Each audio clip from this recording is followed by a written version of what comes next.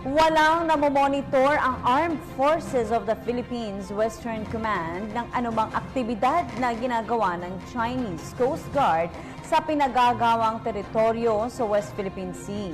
Ayon kay Western Command Chief Rear Admiral Ronald Joseph Mercado, ganun pa man, wala pa rin silang natatanggap na kautusan mula sa National Headquarters na baguhin ang kanilang ipinatutupad na security operation sa paligid ng West Philippine Sea.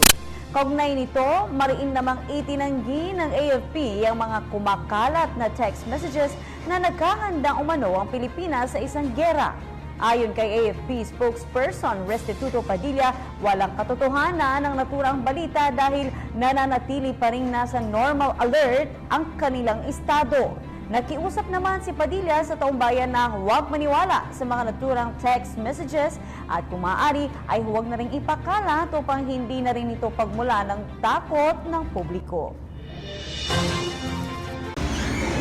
Ako po si Cathy San Gabriel. Subscribe na sa PTV YouTube channel. I-click lang po ang subscribe button.